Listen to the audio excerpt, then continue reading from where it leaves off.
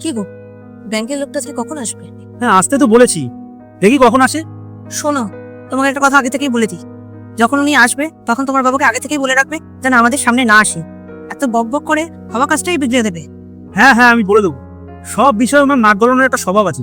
হ্যাঁ সেটাই, না বুঝে সবসময় কথা বলে দিয়ে ভালো করে। ও শুনুন বাবা, আজকে একজন লোক আসবে, কিছু জরুরি আলোচনা আছে আমাদের। তো আপনি কিন্তু এখানে আসবেন না, ভেতরের ঘরে থাকবেন। উনি যতক্ষণ থাকবেন ততক্ষণ বাইরে আসবেন না। তুমি ওর বাইরে বেরিয়ে এসো না, ঘরের মধ্যেই থেকো। তুমি চলে এসে কি উল্টো পাল্টা বলে দেবে, আমরা ওর অসুবিধায় পড়ে যাবো।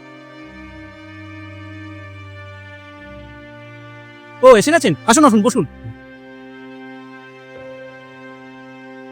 হ্যাঁ, তাহলে মিস্টার সেন, হোম লোনের জন্য কিন্তু আপনাকে যে কাগজপত্রগুলোর কথা বলেছিলাম সেগুলো আশা করি ভালো মতন আপনি পড়েছেন। তো ওগুলোতে কিন্তু সই করতে হবে। তবে একটা শর্ত আছে। শর্ত? কি শর্ত? দেখুন, আপনারা যদি 30 দিনের মধ্যে ইনস্টলমেন্টের টাকা না দিতে পারেন তাহলে কিন্তু আমরা এই বাড়িটা। বৌমা, আমার প্রেসারের ওষুধটা কোথায় গো? আপনি আবার কেন এখানে এসেছেন? টাকাটা বরাদ করেছি এখানে আসতে। ম্যাডাম বলছি, একটু আলোচনাটা আমরা সেরে নিই, কারণ আমাকে আবার এখান থেকে অন্য জায়গাতেও যেতে হবে। একটু শুনে নিন কথাগুলো, তারপরে আপনি ওনার সাথে। ও হ্যাঁ হ্যাঁ বলুন। হ্যাঁ আমরা ইনস্টলমেন্ট দিতে পারবো, আপনি বলুন কোথায় কোথায় সই করতে হবে, আমরা করে দিচ্ছি। দেখুন, যে অ্যামাউন্টটা আপনি আমাদের ব্যাংক থেকে নেবেন সেটা কিন্তু আপনাকে সঠিক সময়ে শোধ করতে হবে। যদি ওটা আপনারা না করতে পারেন তাহলে যেই টাকা আপনারা লোন নেবেন সেটার জন্য কিন্তু আপনাদের এই বাড়িটা আমাদের কাছে বন্ধক রাখতে হবে। অথবা এমনও হতে পারে যে এটা আমরা নিলামও করে দিতে পারি সঠিক সময় যদি ইনস্টলমেন্ট না পাই। নিলাম?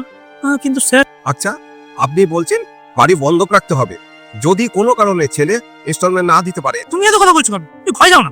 দাঁড়া, এক সেকেন্ড দাঁড়া। আর হ্যাঁ, যেটা বলছিলাম, তাহলে কি আপনি ওর অন্যান্য সম্পত্তিও বিক্রি করে দেবেন? আর তাছাড়া ও যদি 30 দিনের মধ্যে টাকা দিতে না পারে তাহলে আপনারা বাড়ি কেন নিলাম করবেন? এর বিকল্প হিসাবে আপনারা তো কোনো জরিমানাও নিতে পারেন। না, দেখুন, আমি ব্যাংকের সাথে দীর্ঘদিন কাজ করেছি, এইরকম চুক্তিপত্র আমার চোখে পড়েনি এখনো পর্যন্ত। মানে এটা আমাদের নতুন নিয়ম। আপনারা পরিষ্কার করে বলুন যে এই চুক্তির পেছনে আসল উদ্দেশ্যটা কি, নইলে আমার ছেলে এই চুক্তিতে সই করবে না। ঠিক আছে, আমি তাহলে একটা কাজ করি, আপনারা একটু ভেবে নিন ব্যাপারটা নিয়ে। আমি নাহলে অন্য একদিন আসবো, ঠিক আছে? আর আসছি তাহলে, পরে আমি এই ব্যাপারটা নিয়ে আলোচনা করবো আপনাদের সাথে। বাবা, তুমি কোথা থেকে সব জানবে? শোন, আমি জীবনে অনেক কিছু দেখেছি আর ব্যাংকের কাজ সম্বন্ধে অনেক কিছু জানি। তোরা তো নিজেদেরকে স্মার্ট মনে করিস, কিন্তু অভিজ্ঞতা শুধু বই পড়ে বা ইন্টারনেট থেকে আসে না রে। আর এই যে লোকটা তোদের ফাঁদে ফেলার জন্য এসেছিল, তোরা যদি এর ফাঁদে পা দিতি তোদের বাড়ি ঘর সম্পত্তি সবকিছু চলে যেত। আর এটা বোঝার ক্ষমতা তোদের এখনো হয়নি। বাবা, আমরা অনেক বড় ভুল করেছি, আপনাকে এতদিন কতই না অবহেলা করে